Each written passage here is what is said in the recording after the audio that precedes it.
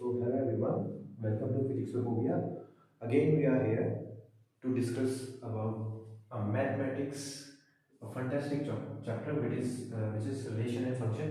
तो relation function के बारे में हम कुछ डिस्कस करेंगे। मैंने जैसे कि बताया था, जैसे फिजिक्स में तुम्हारी एक सीरीज बना दी जाएगी, ऐसे ही तुम्हारे मैथ्स में भी एक सीरीज बना दी जाएगी जिसमें क्या है, तुम्हें मैथ्स के क्वेश्चन मिल जाएंगे। ओके, तो आज हम डिस्कस करने वाले हैं रिलेशन एंड फंक्शंस के कुछ क्वेश्चंस, और बाकी इन क्वेश्चंस के अलावा जो भी तुम्हारे क्वेश्चंस बनेंगे उनको भी मैं बाद में डिस्कस कर दूंगा। और ये मोस्टली इंपॉर्टेंट रहेंगे उन बच्चों के लिए जो कि जिनका एग्जाम अभी रिसेंटली होने वाला है। ओके, जैसे अब तुम्हारा फर्स्ट क्वेश्चन है, अब हम डिस्कस करते हैं क्वेश्चंस को। तो first question is if set A 1,2, एक सेट दे रखा है 1,2 and set B is a, b, then cartesian product of the set a and b is given by. सबसे पहले तो हमें यही पता होना चाहिए कि सेट होता क्या है। सेट क्या है? एक वेल डिफाइंड कलेक्शन होता है किसी भी थिंग्स का, किसी भी चीज का जो वेल डिफाइंड कलेक्शन होता है उसी को हम बोलते हैं सेट।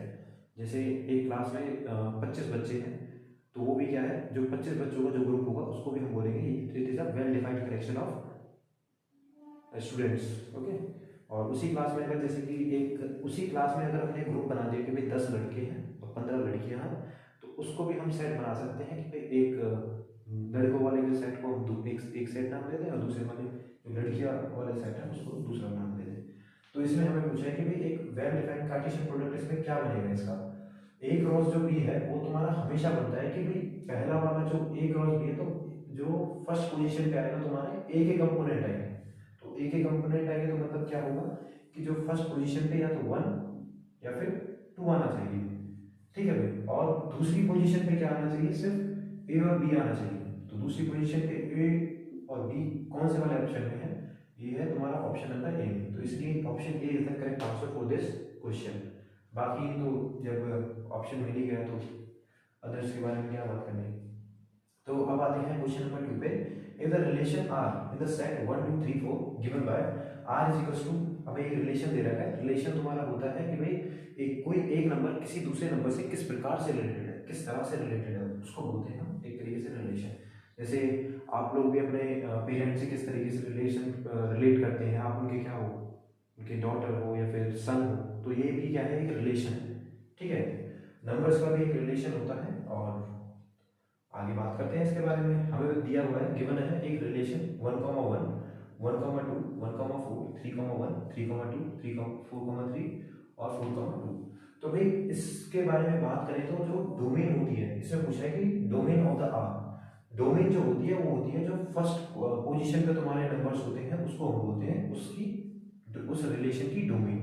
तो इसमें फर्स्ट पोजीशन पे तुम्हारे कौन कौन से नंबर आ रहे हैं, 1 आ रहा है और 3 आ रहा है और 4 आ रहा है। तो इसका ऑप्शन जो ए है वो बनेगा करेक्ट। डोमेन तुम्हारा फर्स्ट पोजीशन वाले होते हैं, और जो तुम्हारी रेंज होती है सेकंड पोजीशन वाली, और जो कोडोमेन होता है वो होता है कि कौन कौन से जो एलिमेंट्स हैं वो यूज कर रखे हैं इसमें सेट ए के। ओके, तो आगे स्टार्ट करते हैं क्वेश्चन नंबर 3।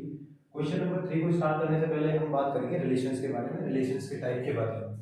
तो सबसे पहला जो इंपॉर्टेंट रिलेशन है वो है तुम्हारा रिफ्लेक्सिव रिलेशन। तो रिफ्लेक्सिव रिलेशन में क्या होता है, अगर कोई भी चीज, कोई भी रिलेशन अपने आप से रिलेटेड हो तो उसको हम बोलते हैं रिफ्लेक्सिव रिलेशन। जैसे 1,1 इज रिलेटेड टू ओनली 1। जैसे मैंने कोई एक सेट मान लिया, लेट ए कोई सेट है जिसमें कौन कौन से एलिमेंट है तुम्हारे 1 2 3। ओके, और आर कोई रिलेशन है, आर वो रिलेशन वो कुछ इस तरीके से 1,1 2,2 3,3, और इसके अलावा कुछ और एलिमेंट्स लिखे हुए हैं जैसे 3,2 1,2।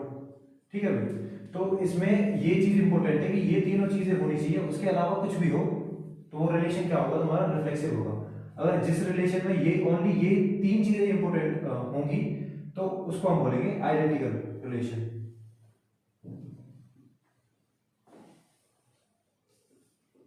ओके, नाउ जो दूसरा रिलेशन है जो कि इंपॉर्टेंट है और बहुत जरूरी है पढ़ना, उसको वो है तुम्हारा सिमेट्रिक रिलेशन। सिमेट्रिक रिलेशन में क्या होता है, अगर कोई एक रिलेशन है, कोई एक रिलेशन है 1,2, तो इंप्लाइज होना चाहिए अगर 1 रिलेटेड टू 2 है तो 2 related to 1 is also important. मतलब अगर कोई एक नंबर जो रिलेटेड है वो 2 से, तो जो 2 नंबर है वो भी रिलेट होना चाहिए तुम्हारा 1 से। ठीक है भाई, इसका भी एक एग्जांपल ले लेते हैं। जैसे आर कोई एलिमेंट है, ए कोई रखते हैं ऐसी कोई, बाकी रिलेशन चेंज कर देते हैं। यहाँ पे मैंने R1 मान लिया, यहाँ R2 मान लेते हैं। जैसे कोई रिलेशन है 1,2, 2,1, ठीक है भाई, 3,1, 1,3। जो गिवन रिलेशन होगा ये वाला तुम्हारा कैसा होगा, सिमेट्रिक रिलेशन होगा। जो थर्ड नंबर रिलेशन है जो कि इंपॉर्टेंट है, वो है तुम्हारा ट्रांजिटिव रिलेशन। इस रिलेशन में क्या होता है कि if A related to B, okay, B related to C, तो implies A related to C. अगर तुम्हारा कोई रिलेशन ऐसा गिवन है कि भाई ए बी से रिलेट कर रहा है, बी सी से रिलेट कर रहा है, तो ए भी तुम्हारा सी से रिलेट करना चाहिए, ये भी होना चाहिए। अब इसके लिए मैंने कोई R3 रिलेशन मान लिया। वो कैसे मान लिया, जैसे तुम्हारा 1,2, 2,3 और 3,1। ये जो गिवन रिलेशन होगा ये तुम्हारा कैसा होगा, ट्रांजिटिव रिलेशन होगा। ओके, अब हम बात करते हैं, अपने क्वेश्चन पे आ जाते हैं। The relation R in a set 1, 2, 3। एक सेट दे रखा है जिसमें एलिमेंट्स है तुम्हारे 1, 2, 3, गिवन आर कैसे रिलेशन दे रखा है 1, 1, 2, 2, 3, 3। अब देखो भाई ये तीन चीजें दे रखी हैं, तो इसका मतलब क्या होगा, गिवन जो रिलेशन होगा तो तुम्हारा कैसा होगा, रिफ्लेक्सिव होगा। बाकी 1 रिलेटेड टू 2, अगर 1 रिलेटेड टू 2 है तो 2 रिलेटेड टू 1 भी होना चाहिए था, वो नहीं है, तो इसलिए जो गिवन रिलेशन है वो कैसा होगा, सिमेट्रिक नहीं होगा। ठीक है भाई। और अगर दूसरा कंडीशन जैसे 1 रिलेटेड टू 2 है तो 2 रिलेटेड टू 3 है, तो 1 रिलेटेड टू 3 भी होना चाहिए था, जो कि इसमें नहीं है, तो इसलिए जो गिवन रिलेशन है वो ट्रांजिटिव भी नहीं होगा। तो इसका जो आंसर बनेगा वो बनेगा तुम्हारा option A, reflexive but neither symmetric not transitive. Okay, अब हम आ जाते हैं अपने क्वेश्चन नंबर 4 पे। ठीक है, इसका जो ऊपर थर्ड वाले क्वेश्चन का आंसर बनेगा वो बनेगा तुम्हारा ए। ठीक है, now we are discuss our question number 4, which is let T be the set of all the triangles। एक T सेट है जिसमें क्या है, काफी सारे ट्राइंगल्स रखे हुए हैं। ठीक है भाई, मैंने एक ये बॉक्स मान लिया, इसके अंदर क्या है तुम्हारे काफी सारे ट्राइंगल्स बने हुए हैं, और उसमें क्या दे रखा है कि भाई एक प्लेन है, प्लेन मान लिया ये वाला, जैसे ये वाला बॉक्स है इसको मैंने प्लेन मान लिया, और रिलेशन R है, B relation in T given by R, T1 is related to T2 when T1 is congruent to T2। अब T1 is congruent to T2 बोला गया है, मतलब कि जो T1 की शेप है, T1 का जो तरीका बनने का है वही तुम्हारा T2 का भी है। तो जो कोई भी रिलेशन है अपने आप से तो कॉन्ग्रुएंट होगा ही, मतलब अपने आप से तो उसकी सारी चीजें मैच करेंगी। T1 is congruent to T2, ठीक है भाई, और ये भी तुम्हारा कॉन्ग्रुएंट होगा। तो मतलब कि इससे हम देख के क्या बोल सकते हैं, जो गिवन रिलेशन होगा वो कैसा होगा, रिफ्लेक्सिव होगा। ओके, अब हम दूसरी बात करते हैं। अब मैंने बोला कि भाई T1 is congruent to T2। अब एक बात बताओ, जब T1 कॉन्ग्रुएंट टू T2 है तो T2 भी तो कॉन्ग्रुएंट होगा किसके, T1 के। यहां से हमें क्या मिल जाएगा, सिमेट्री की कंडीशन। ओके, यहां से हमारी दो कंडीशन बन गई। तीसरी कंडीशन की बात करें, मैंने बोला कि भाई T1 is congruent to T2। जब T1 कॉन्ग्रुएंट है T2 के, और हमें ये दे रखा है कि T2 कॉन्ग्रुएंट टू T3, तो तीसरी कंडीशन क्या होनी चाहिए कि T1 is also congruent to T3। अब एक बात बताओ, जब ये इसके जैसा है और जो दूसरा वाला है वो तीसरे वाले के जैसा है, तो पहले वाला भी तो तीसरे के जैसा होगा, तो इसीलिए जो गिवन रिलेशन होगा वो कैसा होगा, ट्रांजिटिव भी होगा। और जो रिलेशन तीनों फॉलो करता है उसको हम बोलते हैं equivalence relation.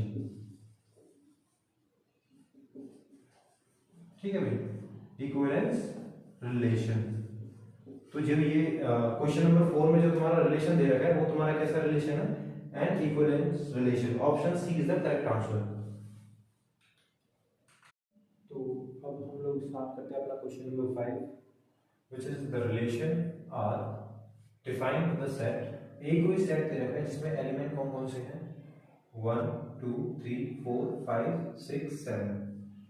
Okay, bye are कि जो रिलेशन है वो तुम्हारा कैसे बन रहा है, A, B, both A and B either odd और इवन। A और B या तो ऑड होने चाहिए या फिर इवन होने चाहिए। तो इसमें देखो कैसा रिलेशन बनेगा, जैसे कि अब मैं देखो इसी में करके बता देता हूं तुम लोगों को। जैसे मैंने बोला कि 1, 1, ठीक है, 2, 2, ऐसे में सारे एलिमेंट्स ले लिए, तो ये क्या होंगे, सारे के सारे या तो ऑड होंगे या फिर इवन होंगे। जैसे ये दोनों है, ये क्या क्या है, ये तुम्हारे क्या है ऑड नंबर्स है, ये वाले क्या है इवन है। ऐसे 3 3 मिल गया तो क्या होगा ऑड नंबर, ऐसे आगे मिलते रहेंगे। अगर जैसे मैंने एक रिलेशन बोला 1,2, तो मतलब इससे हमें क्या पता चलता है कि भाई ऊपर वाले से कि ये रिफ्लेक्सिव रिलेशन होगा। ओके, ऊपर वाले से पता चल गया कि भाई रिफ्लेक्सिव रिलेशन है। अगर 1,2 रिलेटेड है तो इसमें एक ऑड है एक इवन है। ओके, तो इंप्लाइज ये भी होगा कि 2,1 is also in a relation. ये भी अगर रिलेशन में होगा तो तुम्हारा जो रिलेशन बनेगा वो कैसा बनेगा, सिमेट्रिक। ओके, तो इसलिए हम कह सकते हैं जो गिवन रिलेशन है वो सिमेट्रिक भी है, रिफ्लेक्सिव भी है। अब हम लास्ट वाला चेक करते हैं विच इज ट्रांजिटिव। तो ट्रांजिटिव के लिए क्या कंडीशन होती है, अगर 1,2 related to 1,2 are in a relation and 2,3 are in a relation. अब देखो भाई 1 और 2 दोनों में से एक ऑड है एक इवन है, या फिर दोनों इवन भी हो सकते हैं ऑड भी हो सकते हैं, कोई भी इवन ऑड हो सकता है, बट ये है कि नंबर जो है ऑड या इवन लाई करना चाहिए उसमें। ओके, तो ये 1,3 is also in a relation, तो इसलिए हम बोल सकते हैं कि जो ये गिवन रिलेशन है ये क्या होगा, सिमेट्रिक भी होगा, रिफ्लेक्सिव भी होगा और ट्रांजिटिव भी होगा। तो जो चीजें तीनों होती हैं उनको हम क्या बोलते हैं, एन इक्विवेलेंस रिलेशन। तो option C is the correct answer for fifth question. Question number 6, which is let R be any relation in the set A of a human being in a town at a particular time. If R is equal to X is related to Y, X is exactly 7 centimeter taller than the Y. तो ऐसा relation है, एक town है जिसमें क्या है कि human beings रहते हैं और उसमें एक रिलेशन बताया गया है कि जो X है वो 7 सेंटीमीटर टॉलर है किसी Y पर्सन से। ठीक है, तो इसमें बताना है कि हमें कौन सा रिलेशन मिलेगा। तो इस रिलेशन की अगर बात करूं तो सबसे पहले यही सोच लेते हैं, जैसे कोई टाउन है उसमें माना मैंने कोई ABC 3 पर्सन है। ओके, कोई 3 पर्सन है ABC, तो क्या ए से 7 सेंटीमीटर टॉलर होगा, नहीं होगा। तो इसीलिए क्या बी से 7 सेंटीमीटर टॉलर होगा, नहीं होगा। क्या सी से 7 सेंटीमीटर टॉलर होगा, नहीं होगा। तो ये चीजें तो इसमें आनी नहीं है इस वाले सेट में। अगर ये चीजें आएंगी नहीं तो हम बोल नहीं सकते कि कोई रिलेशन क्या है, रिफ्लेक्सिव है। ओके, तो रिफ्लेक्सिव का तो पता कर। दूसरे वाले रिलेशन की बात करते हैं विच इज सिमेट्रिक। तो सिमेट्रिक में क्या होता है, सिमेट्रिक में होता है कि भाई अगर तुम्हारा ए जो है, मान लिया चलो किसी कोई बंदा ऐसा हुआ कि भाई एक ए जो है वो 7 सेंटीमीटर टॉलर है बी से। ओके, तो क्या ऐसा होगा कि B is also taller than A. अब एक बात बताओ, जब ए बड़ा है तो बी कहां से बड़ा हो जाएगा, तो ये वाली इक्वेशन भी गलत बन जाती है। तो इसीलिए जो गिवन रिलेशन है वो सिमेट्रिक भी नहीं होगा। Okay, now third one is transitive. Transitive relation की क्या प्रॉपर्टी थी कि if A related to B, चलो मान लिया ए जो है वो बड़ा है बी से, but one thing is more, इधर लिखा हुआ है एग्जैक्टली मतलब बिल्कुल सटीक 7 सेंटीमीटर ही बड़ा होना चाहिए, उससे ना ज्यादा ना उससे कम। मान लिया चलो ए जो है वो बड़ा है बी से 7 centimetre and B is taller than C 7 centimetre, exactly 7 centimetre. तो A is taller than C, ऐसा हो सकता है कि जो ए है वो भी एग्जैक्टली 7 सेंटीमीटर टॉलर है किससे, सी से, नहीं हो सकता। इसलिए जो गिवन रिलेशन है वो ट्रांजिटिव भी नहीं होगा। इसमें ना ये गिवन रिलेशन जो है ना तो रिफ्लेक्सिव है, ना सिमेट्रिक है, ना ट्रांजिटिव है। लेकिन ऑप्शन में हमें दे रखा है not reflexive, not symmetric, reflexive, symmetric but not transitive and equivalence relation. Equivalence relation तो बिल्कुल भी नहीं हो सकता, क्योंकि जब तीनों कंडीशंस फुलफिल होती हैं तभी हम बोलते हैं कोई भी रिलेशन क्या है, इक्विवेलेंस रिलेशन है। और symmetric but not transitive, symmetric तो ये रिलेशन है ही, ट्रांजिटिव भी नहीं है, तो इसलिए ऑप्शन सी भी क्या हो जाता है, गलत हो जाता है। Now we are option B which is reflexive, तो रिफ्लेक्सिव रिलेशन भी नहीं है, तो ये भी गलत हो जाएगा। हाँ, ये ऑप्शन ए को हम बोल सकते हैं सही, क्योंकि इसमें क्या लिखा हुआ है, नॉट सिमेट्रिक, सिमेट्रिक नहीं है। सिमेट्रिक नहीं है मतलब कि ये तो चीज तो ठीक है भी, सिमेट्रिक नहीं है और किसी रिलेशंस के बारे में तो इसने बात ही नहीं की। तो इसका जो करेक्ट आंसर बनेगा वो बनेगा हमारा option A, which is not symmetric. Now we have to discuss our seventh question. जैसे कि अब तक हम लोगों ने 6 क्वेश्चन कर चुके हैं, तो उन 6 क्वेश्चन से आप सेवंथ क्वेश्चन ट्राई करके देखना, ये ऑब्वियसली हो जाएगा। बाकी ये मैं बता देता हूँ। The relation R defined in the set A. Set A क्या दे रखा है तुम लोगों को? 1, जो सेट ए में जो एलिमेंट्स दे रखे हैं वो क्या क्या है? 1 2 3 4 5 6 एस आर। जो रिलेशन है वो कैसे डिफाइंड हुआ पड़ा है कि भाई x और y का एक ऐसा रिलेशन है जिसमें y जो है, y जो वो क्या है? डिविजिबल बाय x, x से कंप्लीटली डिविजिबल होना चाहिए। तो ऐसा कौन सा रिलेशन बनेगा? पहले तो एक बात बताओ, क्या सारे नंबर्स अपने आप से डिविजिबल होते हैं? होते हैं। तो इसी वजह से ये हमें देख के पता चलेगा कि सारे रिलेशन, ये जो रिलेशन बनेगा वो रिफ्लेक्सिव बनेगा। रिफ्लेक्सिव तो होना ही है। 1 is divisible by 1, 2 is divisible by 2, 3 is divisible by 3, and 4 is divisible by 4, and 5 is divisible by 5, and 6 is divisible by 6। अब हम लोगों को क्या करना है, आगे देखना है कि कौन कौन से नंबर जो है अपने आप मतलब y वाले पोर्शन से डिविजिबल होते हैं। ओके, अब जैसे मैंने ले लिया इधर 2 जो है वो 1 से डिविजिबल होता है। नंबर 3 है, 3 भी 1 से डिविजिबल होता है। 4 है, वो भी 1 से डिविजिबल होता है। 5 है, 1 से डिविजिबल होता है। 6 भी 1 से डिविजिबल होता है। ओके, इसके अलावा कौन कौन से नंबर है? अगर मैं बात करूं यहाँ पे, जो तुम्हारा 6 है, 6 वो डिविजिबल किससे होता है? 3 से। 6 डिविजिबल किससे होता है? 2 से। और जो 4 है वो किससे डिविजिबल होता है? 2 से। ओके, आई होप इससे ज्यादा कोई ज्यादा रिलेशन बन नहीं पाएंगे, क्योंकि इतने ही बनते हैं, इतने ही बन सकते हैं। ओके, अब देखो ये सीरीज देख के तो हमें पता चल रहा है कि भाई ये क्या है? The given relation is reflexive. But हम लोगों को क्या करना है, चेक करना भी है कि सिमेट्रिक और ट्रांजिटिव हो सकता है या नहीं हो सकता है। अब जैसे एक चीज देखो, ए रिलेटेड टू बी, मैंने मान लिया कि जो ये 2 है ये ए है, और जो 1 है वो क्या है? बी है। अगर a रिलेटेड टू b है, क्या इसमें b रिलेटेड टू a है कहीं? ये 1, 2 मिल रहा है कहीं? 1, 2 नहीं है, तो इसलिए जो गिवन रिलेशन है वो क्या है? सिमेट्रिक नहीं है। ओके, और अब देखते हैं, हम लोग बात करेंगे ट्रांजिटिव रिलेशन के बारे में। जैसे कि a रिलेटेड टू b है और b रिलेटेड टू c है। मैंने यहां ले लिया b रिलेटेड टू c है, तो क्या a रिलेटेड टू c है? a रिलेटेड टू c है, लेकिन ये काफी चीजों में देखना पड़ता है। और अदर नंबर पे ट्राई करते हैं, जैसे 6 रिलेटेड टू 3 है। ओके, और तुम्हारा 3 रिलेटेड टू 1 है। क्या 6 रिलेटेड टू 1 है? हाँ 1 है, ये 1। ओके, तो जो गिवन इक्वेशन होगी इसमें ऑप्शन तुम्हारा ट्रांजिटिव भी बनेगा, क्योंकि जो रिलेशन है वो क्या कर रहा है? बार बार ट्रांजिटिव हमें शो कर रहा है। ओके, जैसे मैंने ये बोल देखा 6 रिलेटेड टू 2, ओके, और 2 related to 1, so 6 related to 1 is must be present there, okay, and it is present here. That's why the given relation is reflexive and transitive.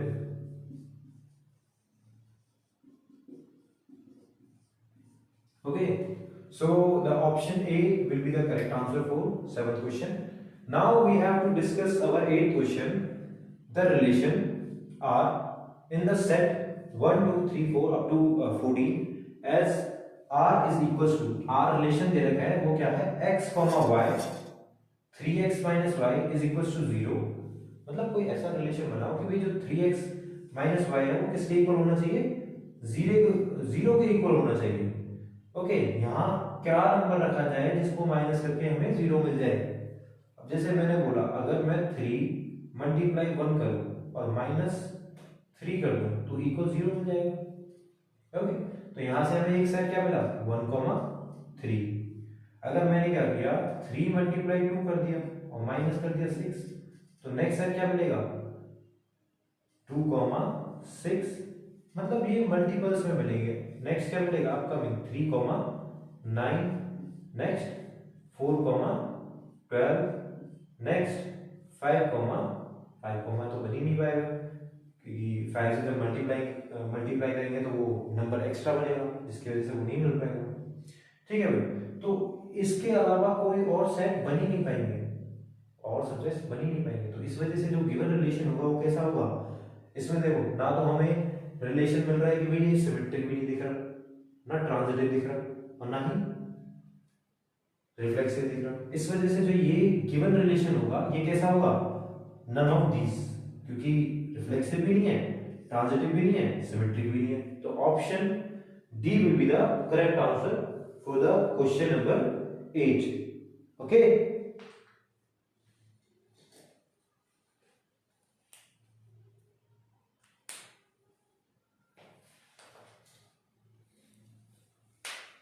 now we have to start our question number 9, which is the relation R in the set of a natural number।